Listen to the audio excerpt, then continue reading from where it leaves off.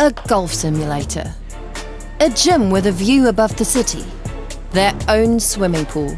The best view of Manhattan skyline, and of course you don't have to clean up after yourself in this luxury flat share. I was looking for the place online. I remember before I moved, and I just found this place and I just called Kyle right away. I was like, dude, we have to live here.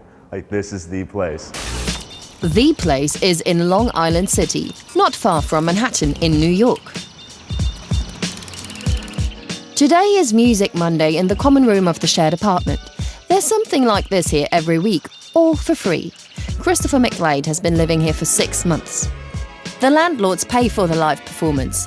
They call their concept co-living space. Chris appreciates this sort of companionship in the luxury flat share.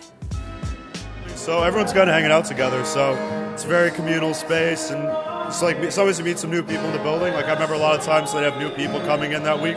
They'd always come to the event, you meet them all, and then you just hang out. It's always a good way to meet everyone in the building. Yeah. The average age here is around the mid-20s, and everyone has a similar reason why they live here. New York, even though it's one of the busiest places, it can be one of the most lonely too, right? Because it's 1.5 million people running around, so it's good to make connections. It's also nice to be able to be lazy, but then have a bunch of friends in your building. With 300 residents on 14th floor, this is the largest co-living space in the USA, or as it's also known, Ollie.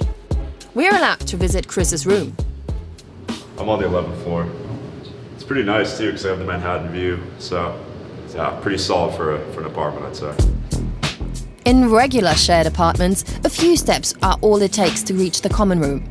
The 24-year-old has to take an elevator ride for this. It feels more like a hotel than anything. I remember the first time I actually toured here, I thought, wow, am I in a hotel or what? It's so new looking. It's different from just a normal key. You actually just swipe it on the side and it opens. Chris shares the 150 square feet apartment with a friend. There's everything you need, but who took care of furnishing this place? This is all supplied. I bought this pillow because I liked it, and I also bought this comforter because I liked it, but everything you all see here, everything comes with the apartment, so including these, the towels, the pillows, the bed, everything. The TV comes to the apartment. The residents don't need any real transportation when they move in. What matters is the convenience of just having everything already set up for me. And I'm always really busy too, so it's not like I have a lot of time to worry about customizing or decorating my furniture. I'd rather just have the convenience of it already being set up for me. So that's kind of why I liked it. You can bring your own things, of course, but you don't have to. The kitchen is fully furnished as well, even including the dishes.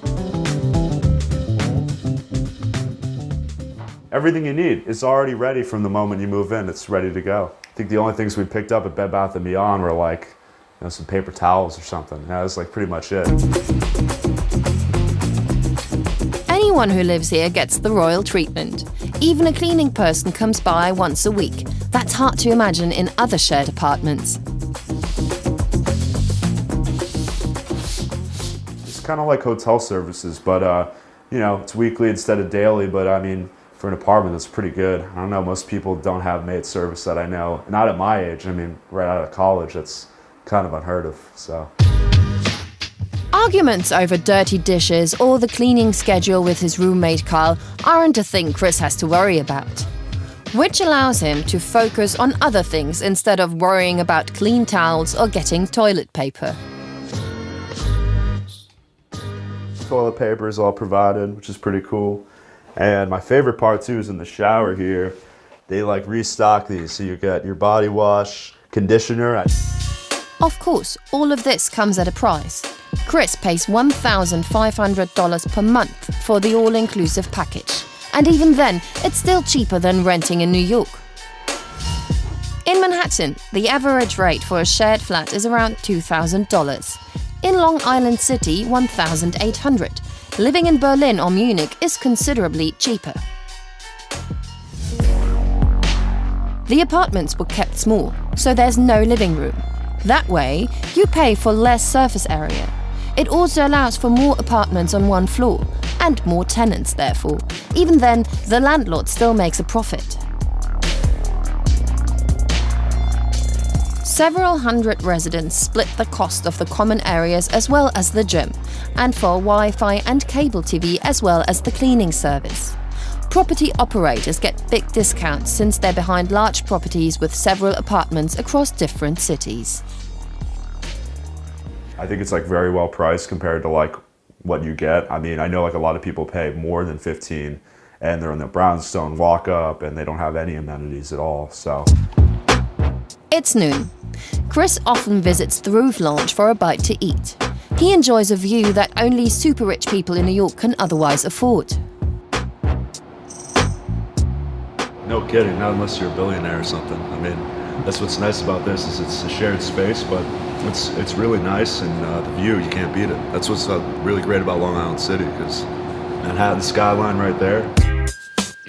Chris manages his rent details and all communication with his landlords via an app. So this is great for reserving amenities or for doing repair requests. I got like contact info for whoever I need to reach out to. It's right in the app. So if I have a delivery too, it tells me in the app I got my package and I know right away when to go pick it up. In this case, I'm going to go ahead and reserve the golf simulator because I got to get my golf on always. That's another thing you probably won't ever find in another apartment share. An in-house golf simulator, one of the many leisure activities that Chris often uses. I always tell people like I'm going to go golf, and they're like, "You actually going to a real golf course?" I'm like, "No, I'm going to 4th floor." The gym is just next door. Chris can use it at any time. There it is. I'll probably go change first. A gym of the sort can cost between $110 and $220 monthly in New York. Here, it's just another thing that is already included. And Chris doesn't even have to walk there either. In the winter, it can be really cold. You don't want to have to walk far to go to the gym. The luxury flat share has a lot to offer, above all thanks to the public spaces. Chris is a programmer. Sometimes he even prefers staying at the flat share, especially the roof lounge, than going to his real office. It's basically a huge home office to him. I usually come up here to do some work. There are currently 3 of these co-living spaces in the United States. 6 more are expected to be added in the next 2 years.